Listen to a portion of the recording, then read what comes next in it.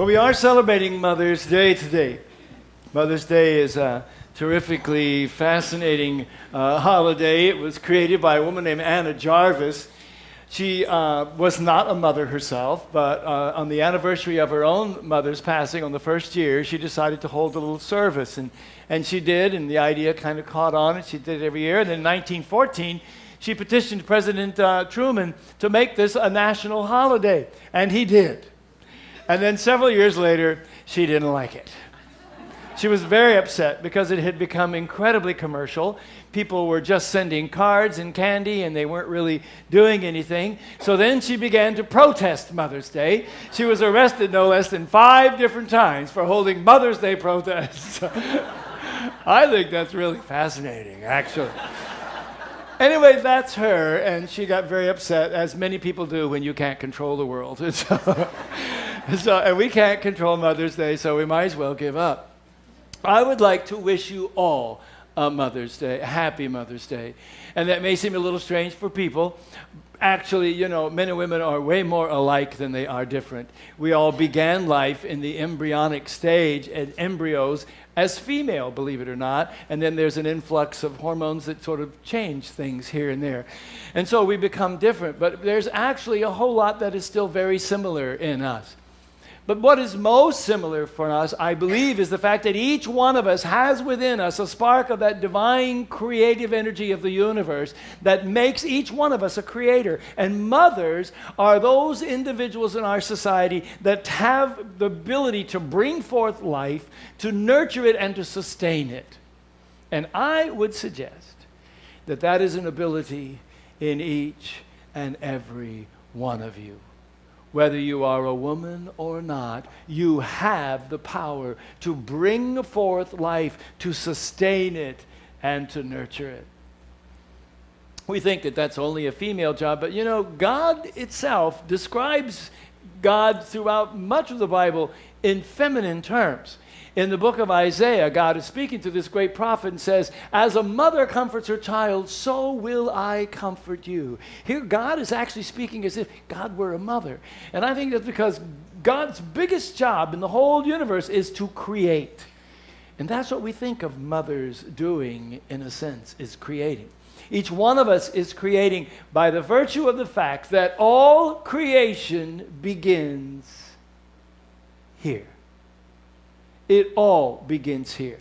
This is called the power of thought. It's a creative energy that we put into the universe. And if thought is creative, then each and every one of you, regardless of your gender, is now in this very moment creating things by your thoughts, by your desires and your passions. The Course in Miracles says it this way: to desire wholly is to create. And creating cannot be difficult if God himself created you as a creator. That means each and every one of you. It begins here, and it happens all the time. Charles Fillmore is the co-founder of Unity, and he says it like this: states of mind make events, and new states of mind are constantly being formed. Consequently, every moment is the beginning of a new creation to the individual. So each one of us in every moment then is bringing forth new ideas. We're bringing forth new life out of our own being into this world, and we're nurturing it and sustaining it. So, you're all mothers. And happy Mother's Day to you all. What I want to suggest to you is that process is very powerful in your life. That process of bringing forth things in your life. Now, that doesn't be things, I don't mean material things so much. A lot of us want to bring forth in our life a certain kind of relationship.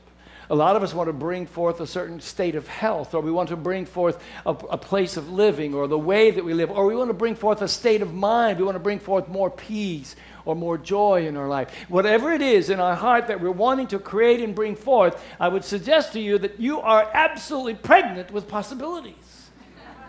Whatever it is, you are.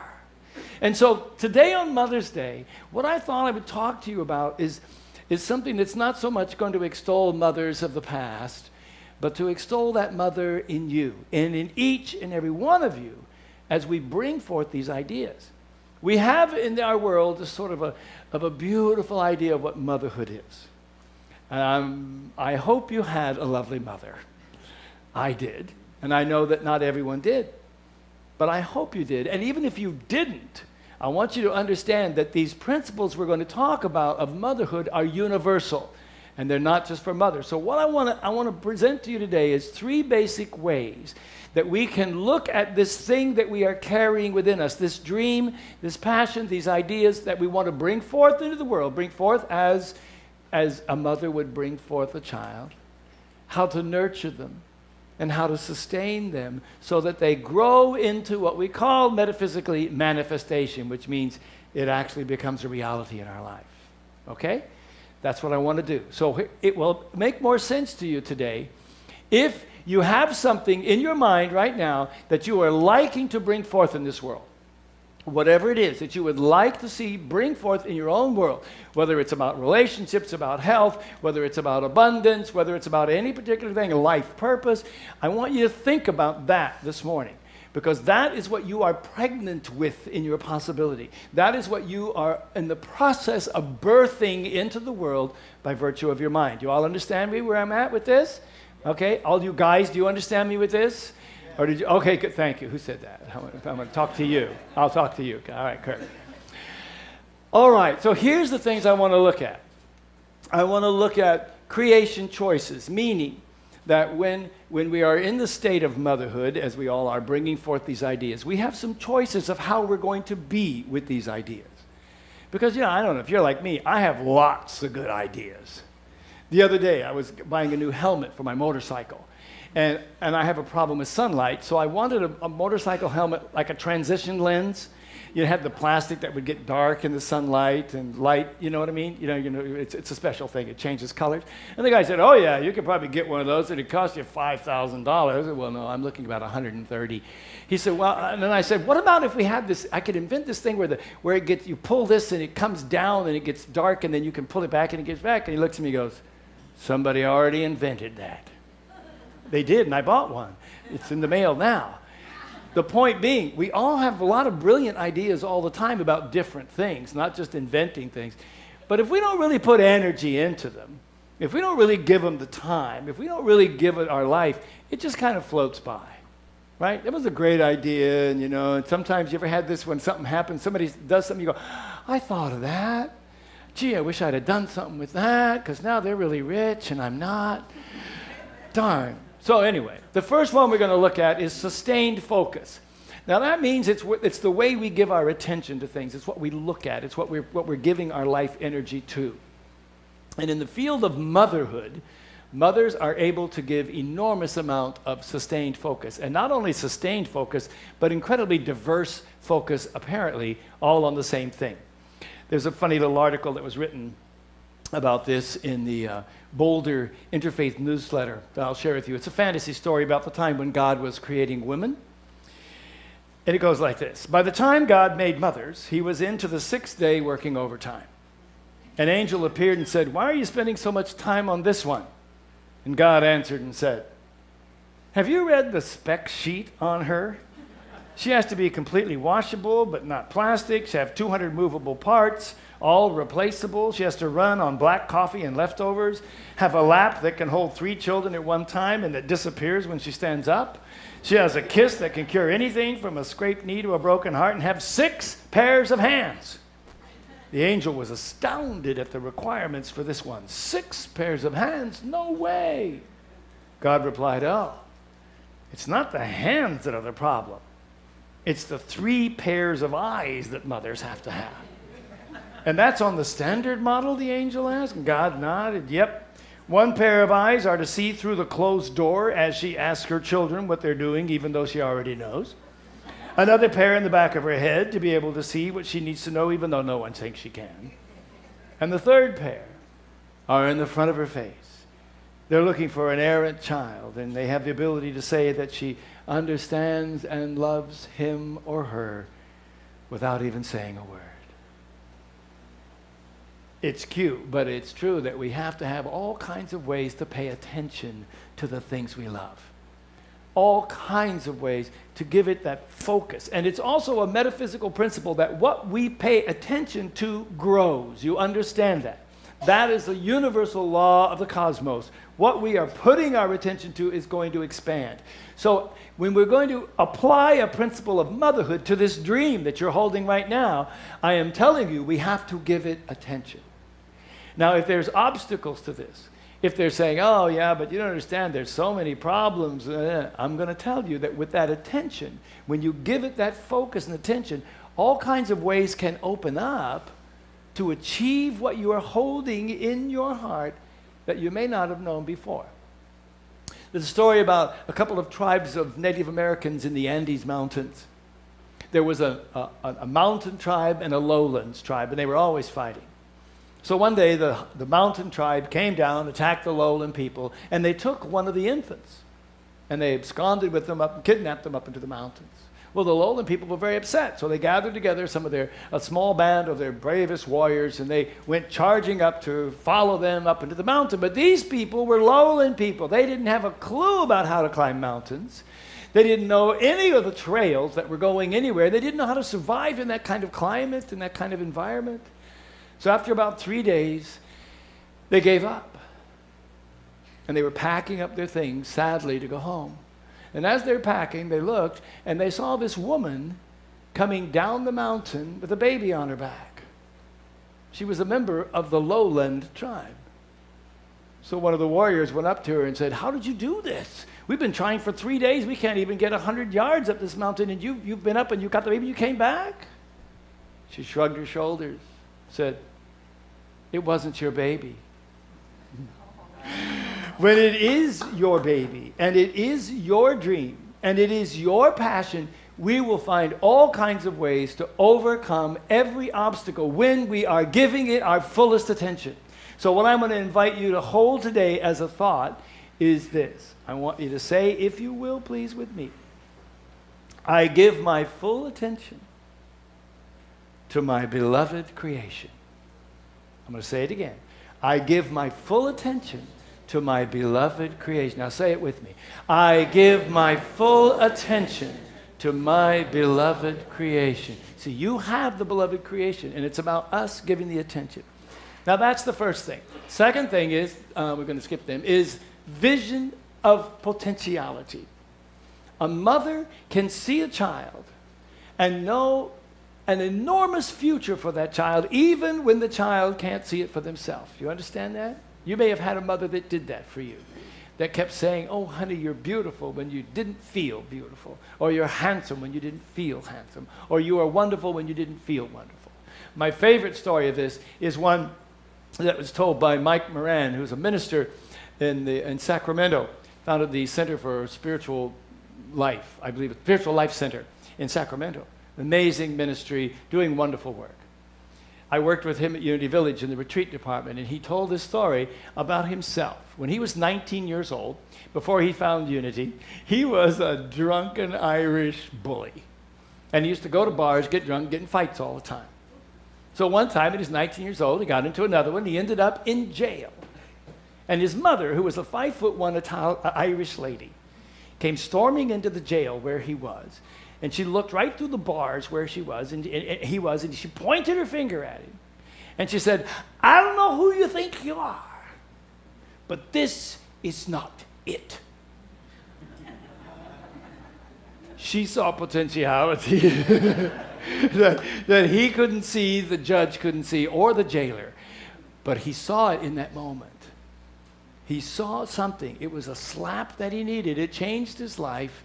And he became one of the really beloved Unity ministers that we have in the world today.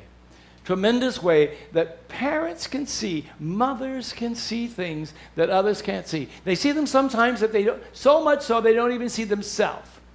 So in this process, a man named Anthony Sakakis is a Greek, son of Greek immigrants.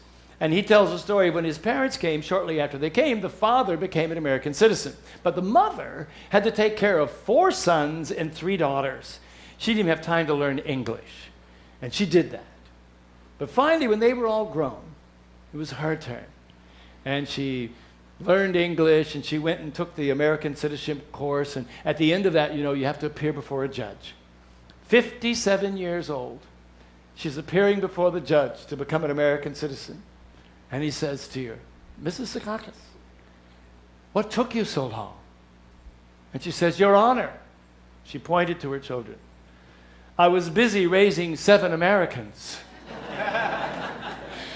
Because she knew the potential in those people. And she was willing to give up what she had for that potential so that it eventually came back and blessed her as well.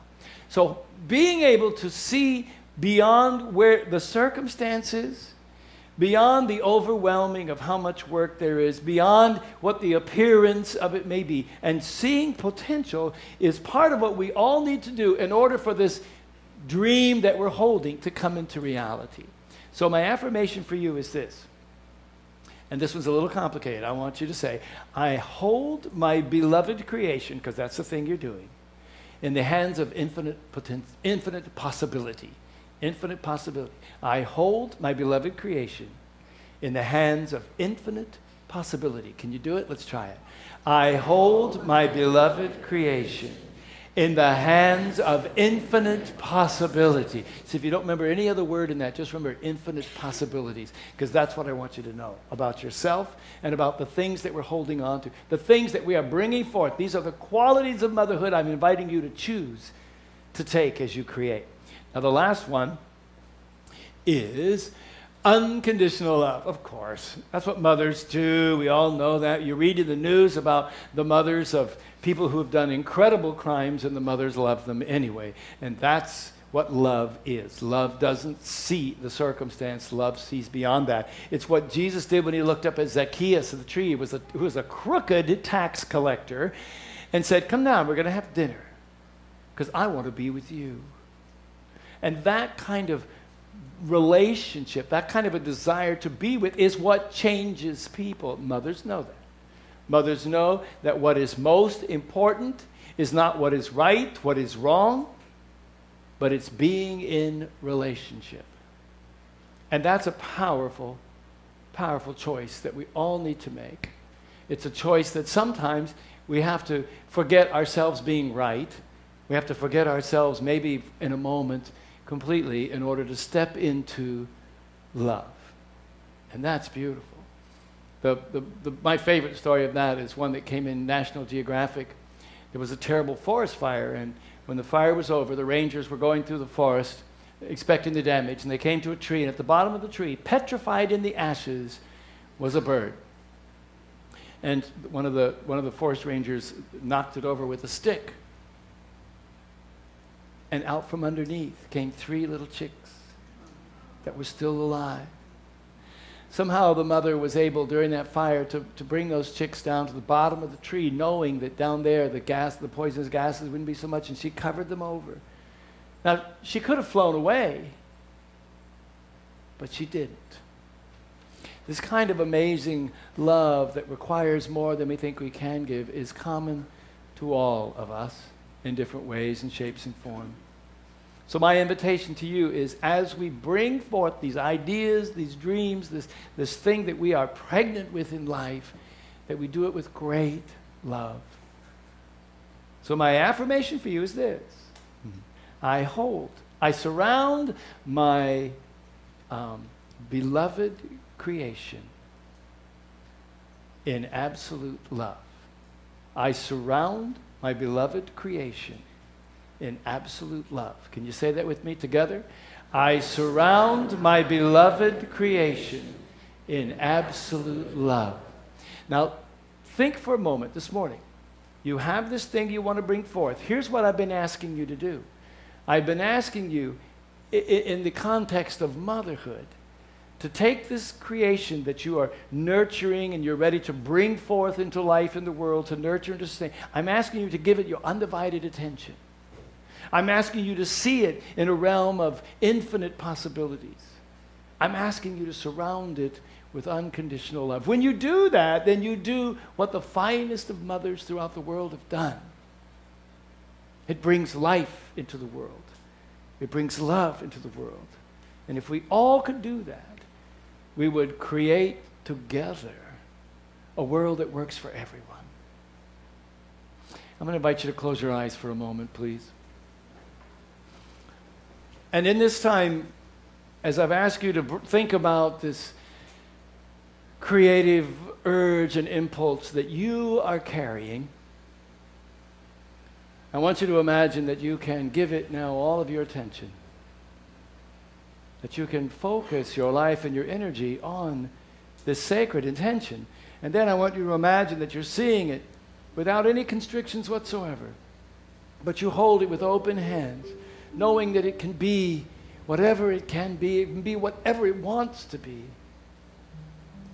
And finally, I just want you to love this dream that you have. Give it your heart's energy. As you do these things, I want you to realize that all of your life, God has been giving its attention and focus to you. And that you are seen by the eyes of God as having infinite potential. And I want you to know that you are absolutely and unconditionally loved. In these few moments, wonder how that feels in you to know that God has given birth to you. And you are deeply, deeply loved. As we come to God together in the sacred and holy silence.